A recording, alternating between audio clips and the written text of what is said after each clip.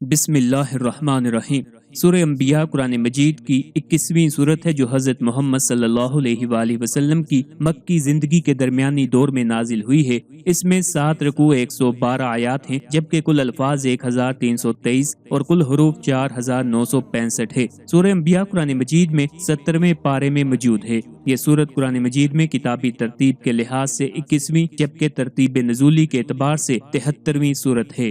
اس صورت کا نام کسی خاص آیت سے ماخوذ نہیں ہے، کیونکہ اس میں مسلسل بہت سے انبیاء کا ذکر آیا ہے۔ اس صورت میں بکثرت انبیاء کا ذکر ہے، مثلا حضرت موسیٰ علیہ السلام، حضرت عیسیٰ، حضرت ہارون، حضرت لوط، حضرت ابراہیم علیہ السلام۔ بالخصوص سرکار دو عالم صلی اللہ علیہ وآلہ وسلم کا ذکر ہے، اسی وجہ سے اس صورت کا نام سورہ انبیاء ہے۔ یہ بھی موضوع کے لحاظ سے صورت کا عنوان نہیں ہے، بلکہ محض پہچاننے کے لیے ایک علامت ہے۔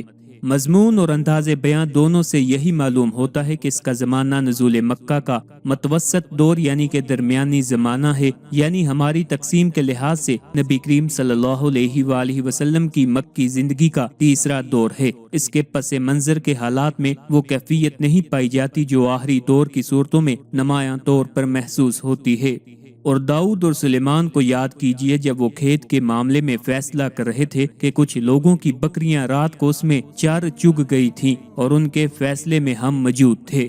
ابو ہریرہ رضی اللہ تعالیٰ عنہ نے روایت کی کہ رسول اللہ صلی اللہ علیہ وآلہ وسلم نے فرمایا، 2 عورتیں تھیں اور ان کے ساتھ ان کے 2 بچے بھی تھے۔ پھر بھیڑیا آیا اور ایک بچے کو اٹھا کر لے گیا۔ اس نے اپنی ساتھی عورت سے کہا کہ بھیڑیا تیرے بچے کو لے گیا ہے۔ دوسری عورت نے کہا کہ وہ تو تیرا بچہ لے گیا ہے۔ وہ دونوں عورتیں اپنا مقدمہ داؤد علیہ السلام کے پاس لائیں تو آپ نے فیصلہ بڑی کے حق میں کر دیا۔ وہ دونوں نکل کر سلیمان بن داؤد علیہ السلام کے پاس گئیں اور انہیں واقعہ کی اطلاع دی۔ سلیمان علیہ السلام نے کہا کہ یہ چھری لاؤ، میں لڑکے کے 2 ٹکڑے کر کے دونوں کو ایک ایک دوں گا۔ اس پر چھوٹی عورت بول اٹھی کہ ایسا نہ کیجیے، آپ پر اللہ رحم کرے، یہ بڑی ہی کا لڑکا ہے، لیکن آپ نے فیصلہ چھوٹی عورت کے حق میں کیا۔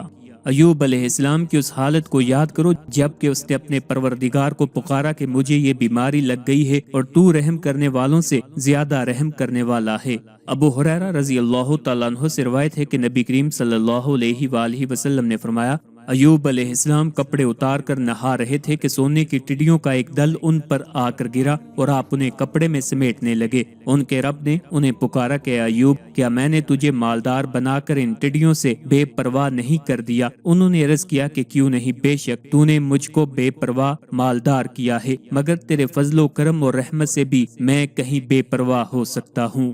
اس صورت کا مرکزی مضمون یہ ہے کہ اس میں اسلام کے بنیادی عقائد جیسے توحید، نبوت، رسالت، قیامت کے دن دوبارہ زندہ کیے جانے اور اعمال کی جزا اور سزا ملنے کے دلائل کو بیان کیا گیا ہے، اور اس صورت میں یہ چیزیں بیان کی گئی ہیں۔ اس کی ابتدا میں قیامت کا وقوع اور لوگوں کا حساب قریب ہونے اور لوگوں کے حساب کی سختیوں اور دیگر چیزوں سے غافل ہونے کا ذکر کیا گیا ہے، اور یہ بیان کیا گیا ہے کہ لوگ قرآن سننے سے اعراض کرتے ہیں۔ مکہ کے مشرکین کی طرف سے نبی کریم صلی اللہ علیہ وآلہ وسلم کی نبوت کا انکار کرنے کا سبب بیان کیا گیا کہ وہ آپ صلی اللہ علیہ وآلہ وسلم کو بھی اپنی طرح کا عام بشر سمجھتے ہیں، اس لیے وہ لوگ آپ صلی اللہ علیہ وآلہ وسلم پر ایمان نہیں لاتے۔ نیز ان کے اس نظریے کا رد کیا گیا کہ انبیاء کرام کو کوئی وحی وغیرہ نہیں اترتی تھی، بلکہ وہ صرف عام بشر تھے جو کھاتے پیتے اور بازاروں میں چلتے تھے۔ پھر انہیں بتایا گیا کہ سابقہ امتیں اپنے انبیاء اور رسولوں کو جٹلانے کی وجہ سے تباہ و برباد کر دی گئیں، تو کفار مکہ کو بھی ڈرنا چاہیے کہ کہیں ان کی طرح انہیں بھی ہلاک نہ کر دیا جائے۔ کفار مکہ نے مطالبہ کیا کہ نبی کریم صلی اللہ علیہ وآلہ وسلم سابقہ انبیاء کی طرح اپنی صداقت پر دلالت کرنے والی کوئی نشانی لائیں، تو اللہ تعالیٰ نے ان کا رد کیا اور بیان فرمایا کہ ان انبیاء اکرام کے معجزات عارضی تھے، اور میرے حبیب صلی اللہ علیہ وآلہ وسلم قرآن کی صورت میں جو معجزہ لے کر آئے ہیں یہ تا قیامت باقی رہنے والا، اور آپ صلی اللہ علیہ وآلہ وسلم کے وصال کے بعد بھی آپ صلی اللہ علیہ وآلہ وسلم کی نبوت کی دلیل ہے، تو کیا ان کی صداقت کے لیے کفار کو یہ معجزہ کافی نہیں ہے؟ کفار فرشتوں کو اللہ تعالیٰ کی بیٹیاں کہتے تھے۔ ان کے ساتھ اس عقیدے کا رد کیا گیا کہ فرشتے تو اللہ تعالیٰ کی فرما بردار اور عبادت گزار مخلوق ہے۔ اللہ تعالیٰ نے اپنی وحدانیت اور معبود ہونے پر مختلف دلائل ذکر فرمائے، جیسے زمین اور آسمان کی پیدائش، دن اور رات کے سلسلے کو قائم کرنا اللہ تعالیٰ کی قدرت و وحدانیت کی دلیل ہے۔ اسی طرح وحدانیت پر یہ دلیل قائم فرمائی کہ اگر اللہ کے ساتھ کوئی دوسرا خدا ہوتا تو کائنات کا نظام درہم برہم ہو جاتا۔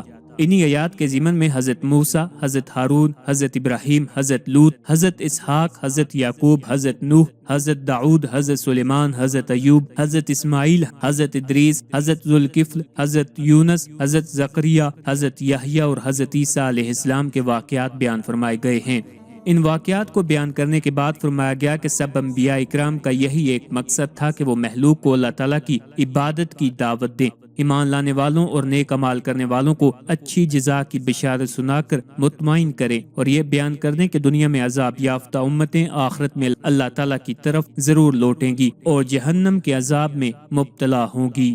قیامت قائم ہونے کی ایک علامت بیان کی گئی ہے کہ وہ دیوار ٹوٹ جائے گی جس نے یاجوج اور ماجوج کو روک کر رکھا ہوا ہے۔ قیامت کے دن کی ہولناکیاں اور وہ شدید عذاب بیان کیا گیا جس کا سامنا کفار کریں گے، اور یہ ذکر کیا گیا کہ کفار اور ان کے باطل معبود جہنم کا ایندھن بنیں گے۔ اس زمین کو دوسری زمین سے بدل دیا جائے گا، آسمانوں کو لپیٹ دیا جائے گا، نیک لوگ ابدی نعمتوں سے اپنا حصہ پائیں گے اور جنت میں اپنی اپنی زمین کے وارث ہوں گے۔ اس صورت کے آخر میں رسول اللہ صلی اللہ علیہ وآلہ وسلم سب جہانوں کے لیے رحمت بن کر آئے ہیں، یہ بیان کیا گیا ہے، اور ان کی طرف یہ وحی کی گئی ہے کہ معبود صرف اللہ تعالیٰ ہے، اس کا کوئی شریک نہیں، وہ اللہ تعالیٰ کے احکام بجا لائیں اور لوگوں کو قریب آنے والے عذاب اور حتمی طور پر واقع ہونے والی قیامت سے ڈرائیں، اور یہ بتا دیں کہ انہیں مہلت ملنا اور عذاب میں تاخیر ہونا ایک امتحان ہے۔ اللہ تعالیٰ اپنے حبیب صلی اللہ علیہ وآلہ وسلم اور ان کے دشمنوں کے درمیان فیصلہ فرما دے گا، اور کفار کی تہمتوں اور بہتانوں کے مقابلے میں اللہ تعالیٰ اپنے حبیب صلی اللہ علیہ وآلہ وسلم کا مددگار ہے۔